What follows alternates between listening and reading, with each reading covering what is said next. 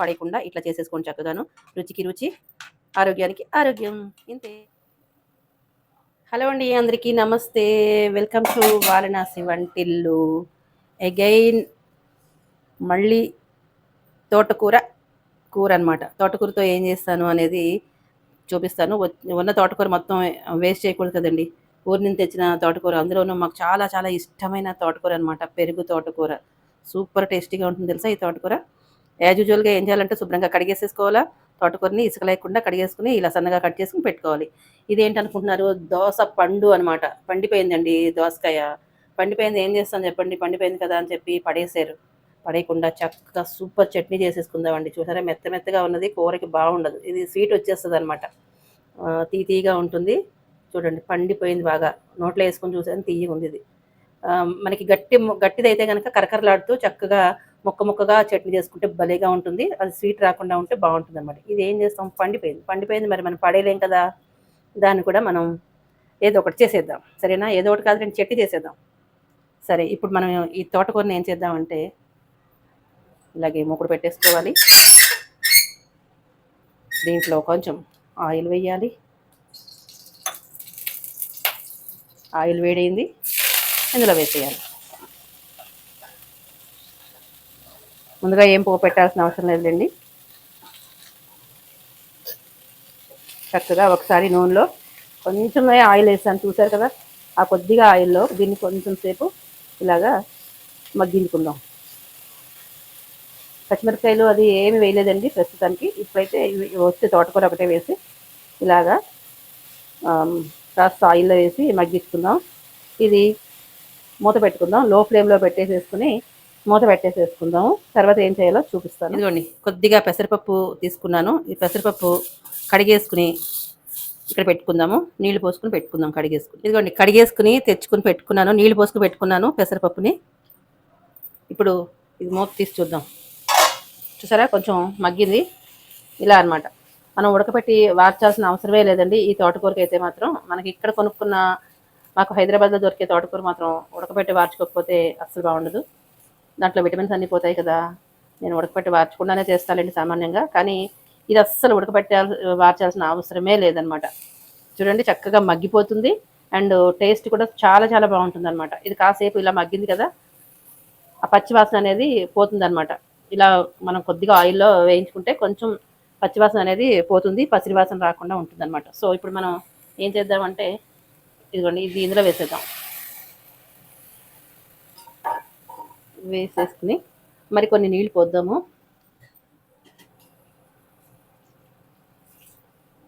ఇది ఉడకడానికి సరిపడా కొంచెం నీళ్లు పోసేసుకుంటే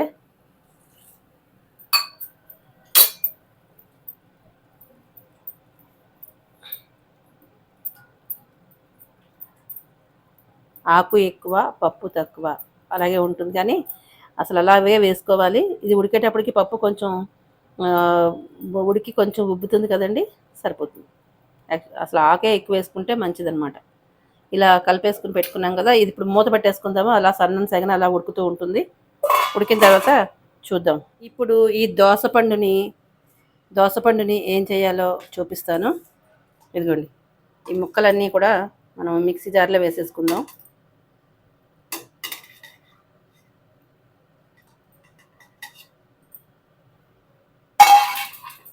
ఇలా వేసుకున్న తర్వాత దీంట్లో చింతపండు వేసుకోవాలి. ఇదిగోండి, చింతపండు, అలాగే కొంచెం పసుపు, అలాగే ఉప్పు. చింతపండు వేసాం కాబట్టి ఈ మాత్రం ఉప్పు అయినా పడుతుంది. ఉప్పు తగ్గించే వేసుకోండి, తర్వాత చూసుకుని వేసుకోవచ్చు. అలాగే ఇదిగోండి, బెల్లం మీరు తగ్గించుకోవాలనుకుంటే తగ్గించుకోండి. కానీ ఇది పుల్లగా తీగా సూపర్ టేస్టీగా ఉంటుంది. పండిపోయింది కదండి, చాలా బాగుంటుంది అనమాట.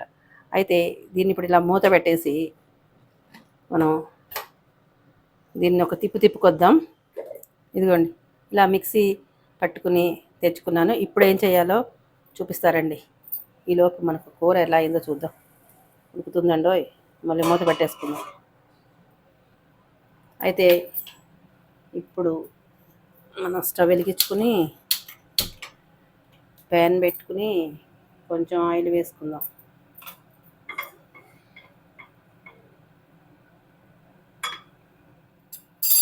ఆయిల్ ఏమోని వేడయింది.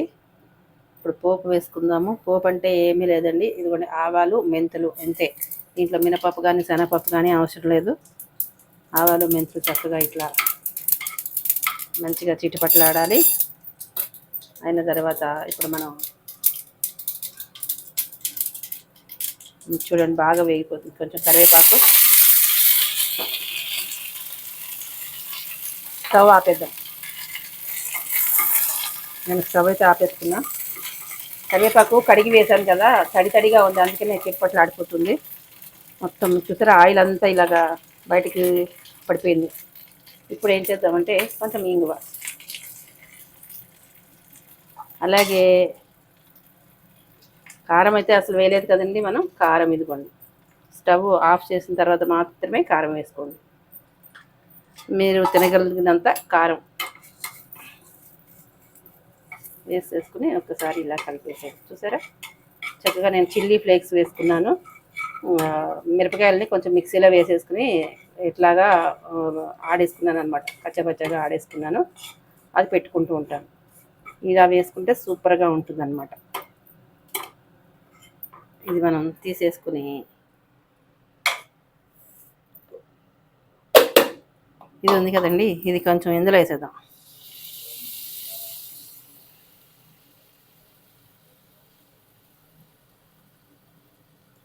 ఇదంతా ఊచి వేసి ఇదిగోండి మొత్తం ఇందులో వేసేసుకున్నాను. ఇప్పుడు ఒకసారి దీన్ని ఇలా కలిపేసుకుందాం. చూసారా చిటికలో చట్నీ అయితే అయిపోయింది. దోస పండు పచ్చడి. ఇది మన ఊర్లో దొరుకుతుంది చూసారా, రాజమండ్రి, కాకినాడ, పిఠాపురం ఇలాంటి చోట్ల లంక దోసకాయలని దొరుకుతాయి. అమలాపురం ఇట్లాంటి చోట్ల పొడుగ్గా ఉంటాయండి లంక దోసకాయలని, మీ అందరికీ తెలిసే ఉంటుంది. అది మనకి తింటారనమాట. సమ్మర్లో దొరుకుతాయి, చలవ చేస్తుంది, చాలా బాగుంటుంది. ఆ లంక దోసకాయలతో కూడా ఇలాంటి పచ్చడి చేసుకుంటారు. ఆ పచ్చడి రుచి వస్తుంది అనమాట. బాగా మన దోసకాయలు పండిపోయిన దోసకాయతో చేసుకుంటే ఈ రుచి వస్తుంది అనమాట. ఆ రుచి దీనికి ఉంటుంది. అలా చేసుకోవచ్చు. మీరు ఒకవేళ అలా తినాలి అనుకునే వాళ్ళు, మనకి దొరకవు కదండి ఇక్కడ హైదరాబాద్లో దొరకదు మనకైతే కనుక. ఆ లంక దోసకాయలు దొరకవు కాబట్టి మనం అలాంటి రుచిని ఆస్వాదించాలంటే మీ దగ్గర పండిపోయిన దోసకాయ ఉందనుకోండి, పడేయకుండా ఇట్లా చేసేసుకోండి చక్కగాను. రుచికి రుచి, ఆరోగ్యానికి ఆరోగ్యం. ఇంతే. చూడండి పచ్చడి అయితే రెడీ అయిపోయింది. చూసారా చిన్నదే కదా పడేద్దాంలే అని అనుకోకుండా ఇలాగా కొంచెం చేసేసుకున్నారే అనుకోండి, ఒక పూట అన్న ఆదరవ అయిపోతుంది. ఇది దోశకి, ఇడ్లీకి, అన్నంలోకి అన్నిటికీ బాగుంటుందండి. దోశల చట్నీ, దోశలు వేసుకోవడానికి చట్నీ కూడా రకరకాల చట్నీలు చేస్తూ ఉంటాయి కదండి. ఇలాంటిది కూడా చేస్తే సూపర్గా ఉంటుంది. ఈసారి మీరు ఇలాంటిది ట్రై చేసి చూడండి, చాలా టేస్టీగా ఉంటుంది. పండిపోయిన దాంతో చేస్తే మంచి సువాసనతో బాగుంటుంది అనమాట. ఇది ఇప్పుడు మనం దీన్ని ఇందులో వేసేసుకుందాం. పచ్చడి అయిపోయింది కాబట్టి మనం దీన్ని డిష్ అవుట్ చేసేసుకుందాం.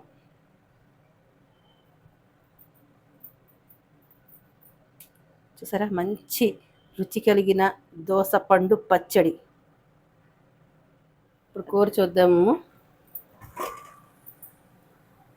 వావ్, చూసారా పెసరపప్పు చక్కగా ఉడికిపోయింది, కనిపిస్తుంది కదా మీకు, ఉడికినట్టు కనిపిస్తుంది కదా. ఇప్పుడు మనం ఏం చేద్దామంటే దీంట్లో పసుపు వేసుకుందాం కొంచెం, అలాగే రుచికి సరిపడా ఉప్పు వేసుకుందాం. ఆకుకూరలో ఉప్పు తక్కువే పడుతుంది కాబట్టి కొంచెం ఉప్పు చూసుకుని వేసుకోవాలి. సో ఇదనమాట. ఇలా వేసి కొంచెం కరివేపాకు వేద్దాం. అలాగే కొన్ని పచ్చిమిరపకాయలు కూడా వేద్దాం. వేసేసి ఒకసారి కలిపేసుకుందాం.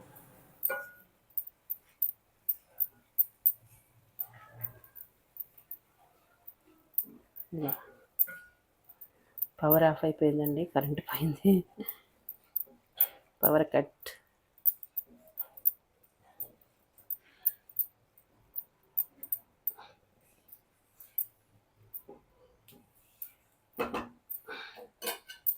మూత పెట్టి 2 నిమిషాలు ఇలా ఉడకనిద్దాము. ఇప్పుడు మనం పోపు పెట్టుకుందామండి. కడాయి పెట్టేసుకున్నాను మళ్ళీని, ఇదే కడిగేసుకుని తెచ్చుకున్నా. అయితే కొంచెం ఆయిల్ వేసుకున్నాను ఇందులోనే, చాలా వేడైపోయింది. ఇంత వేడైతే వెంటనే మాడిపోతుంది. పోపు వేసేద్దామండి. ఆవాలు, అలాగే ఎండుమిరపకాయలు, కొంచెం మినపప్పు ఇలా పెట్టుకుందాం. పెనం బాగా వేడైపోయింది అనుకోండి, పొగలు వచ్చేసిన పెనం మీద ఆయిల్ వేస్తే వెంటనే అది మాడిపోతాయండి. పోపులు మొత్తం మాడిపోతాయి అసలు. కాబట్టి అలా వేయకండి, కొంచెం చల్లగా అయిన తర్వాత వేసుకోండి. ఇది కొంచెం జాగ్రత్తగా ఇట్లా వేపుకుందాం.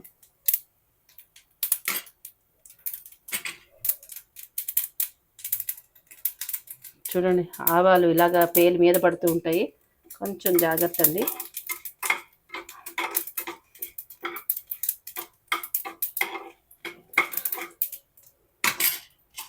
ఇప్పుడు మనం కొంచెం కరివేపాకు వేద్దాం. అలాగే కొంచెం జీలకర్ర కొంచెం ఎక్కువే వేసుకోండి, బాగుంటుంది. స్టవ్ ఆపేసుకుందాం, ఎందుకంటే ఎక్కువ వేగిపోవాల్సిన అవసరం లేదు జీలకర్ర. చూసారు కదా, మినపప్పు కూడా చక్కగా వేగింది. ఇప్పుడేమోని కొంచెం ఇంగువ, అలాగే కొంచెం కారానికి ఈ చిల్లీ ఫ్లేక్స్ వేస్తున్నాను.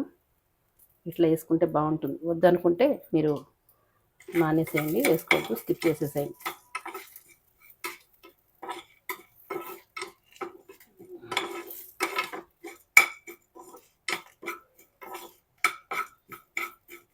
ఇదిగోండి, పోపు అయితే అయిపోయింది.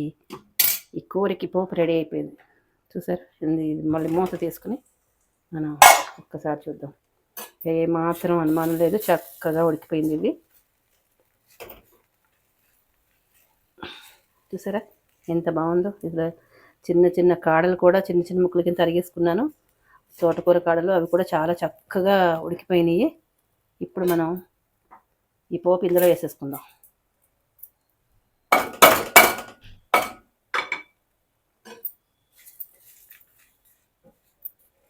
ఇదిగోండి, తోటకూర పప్పు కూర అంటారో, తోటకూర పప్పు అంటారో, తోటకూర కూర అంటారో మీ ఇష్టము. నేనైతే ఇంకొక రకం అయితే చేసి చూపించాను. తోటకూర పులుసు ఒకటి, తోటకూర మామిడికాయ పులుసు ఒకటి చేసా, తోటకూర ఫ్రై చేశాను, తోటకూర పప్పు కూర చేశాను. ఇంకా ఏం చేస్తాననేది చూపిస్తాను. తెచ్చిన తోటకూర వేస్ట్ చేసుకోకూడదు కదండి. అందుకని తోటకూర తింటే కూడా ఆరోగ్యానికి చాలా అంటే చాలా మంచిదన్నమాట. మనకి బాలింతలప్పుడు పురటాల పత్యాలకి వాటికి వాడతారు కదండి. తోటకూర అయితే ఖచ్చితంగా పెడతారు బాలింతలకి, పత్యం కోసం అని చెప్పి. ఇదనమాట. ఇది కాసేపు ఇలాగే మూత పెట్టేసి ఒక 5 నిమిషాలు అయిన తర్వాత తీసి నేను డిష్ అవుట్ చేసేస్తాను. ఇలా మూత పెట్టేసుకుందాం. ఇదిగోండి, మన కూరని డిష్ అవుట్ చేసేసుకున్నాము. తోటకూర పప్పు కూర అనమాట. చూస్తేనే నోరు ఊరుతుంది కదా, చాలా రుచిగా ఉంటుంది, కమ్మగా ఉంటుంది, భలే ఉంటుంది.